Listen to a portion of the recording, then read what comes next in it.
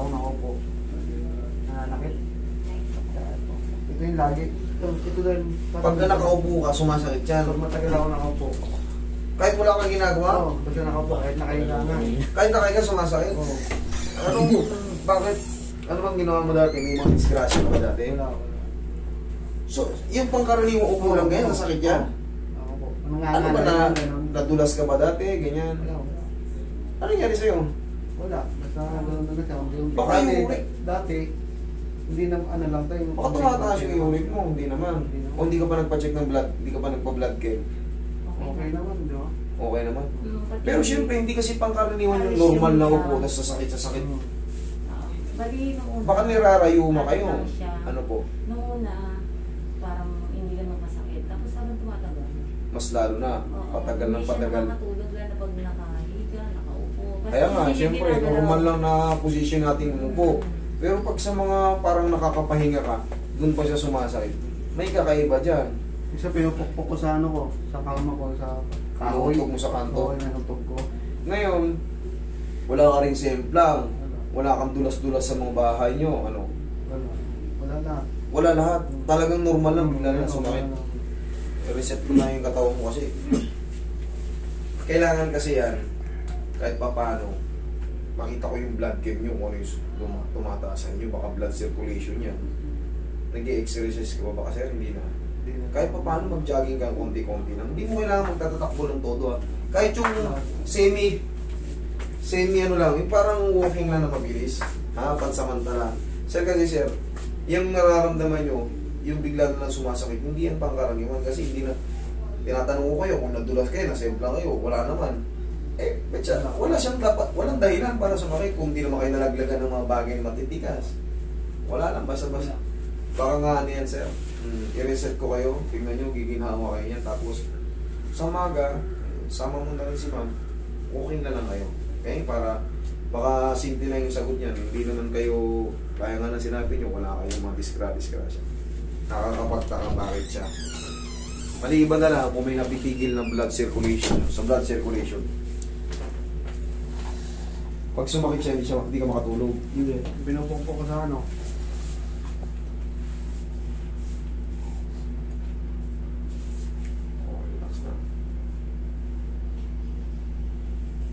Tayo. Pinupukpok mo sa kanto. Okay, relax na.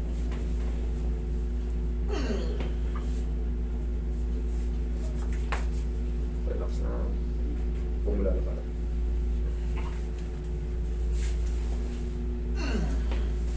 Okay, higa kang patihaya. Kubalin mo muna yung magandang shoes mo.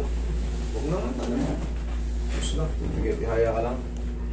Pag nakalapat ka, wala namang masakit sa likod mo. Wala naman. Okay. Sa mga joint lang talaga.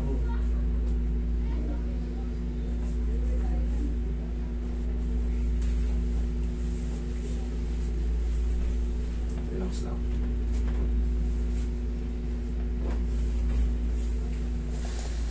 Pero wala sa mama at papa mo, wala.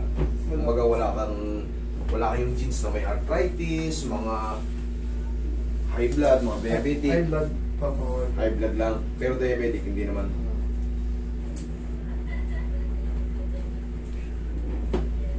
Pag tinupi ko ng ganito, wala. Wala. Okay. Good shot.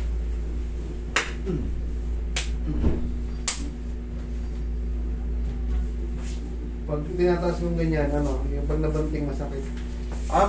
Pag ginaganon mo, Yan, masakit din yan, masakit. alak-alakan. Wala yun.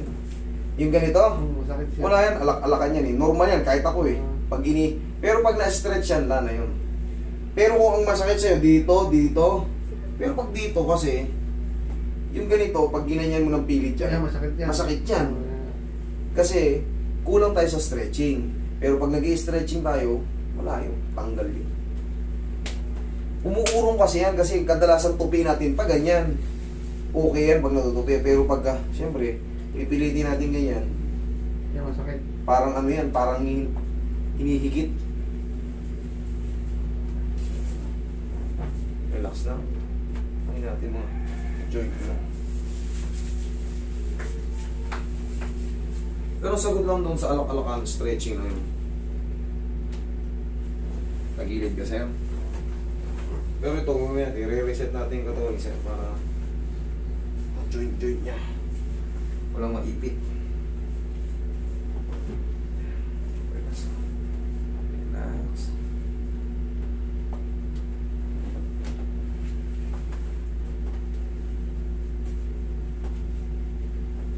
Kabilang side, sir.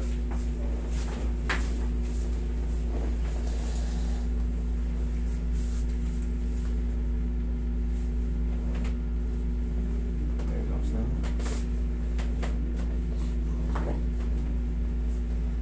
Kita pa ako, sir.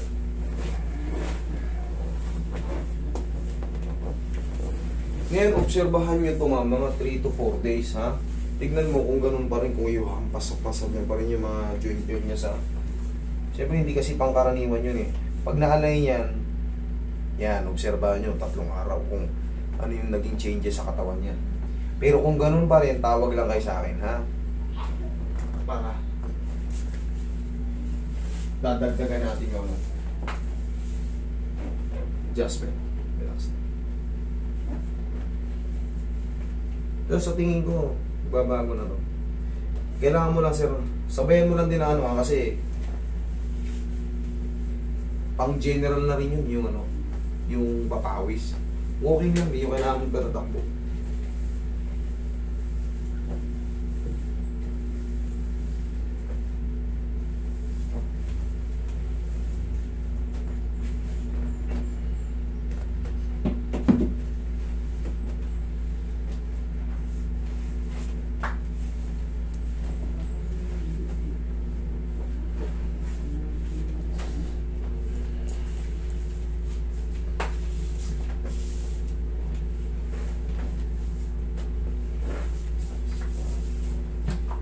Kaya, sir.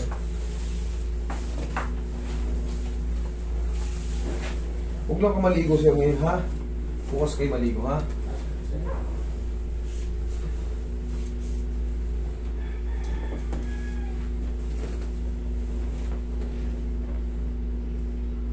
Inhale.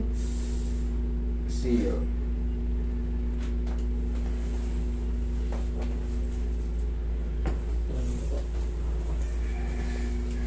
Check na lang muna.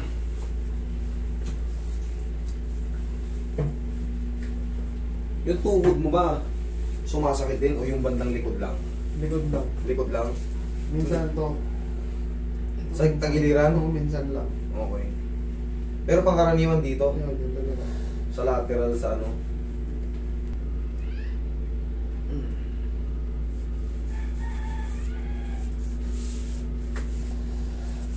Nung Sabado, dito kami, karado pala. Sarado kami sa ano eh. Yung anak ko kasi na ano eh.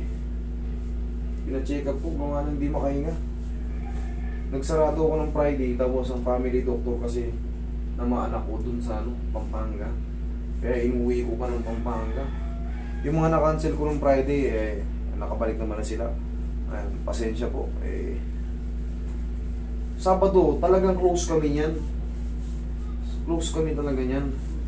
Diniday off ko rin talaga. Pero yung Friday nga, yan, pasensya na lang po kasi hindi natin maiwasan yung mga emergency. Eh, ayoko rin naman yung ano. Ayoko rin naman mangyari yun. Kasi nadala na ako dati yung anak ko. Talagang hinihimatay pag inuubo. Hindi makahinga, namumula, nangingitim. Ayoko na makulit yun. Pagka inuubo siya, alam mo, talagang hinihimatay yung bata. Kasi hindi makahinga. Talagang pulang-pula. Ay. Nangingitim pa eh. Siyempre, di pa naman marunong dumura yung baby. 6 months pa na yung baby ko. Nung 3 months, dati ganun. Pumunta din kami sa Pampanga eh. Ha? Pampanga. Misis ko Pampanga eh. Ang misis ko, taga Lubao po. Pero ako, dito talaga ako lumaki. Taga rito talaga ako sa Caloocan. Batang Kangkalu.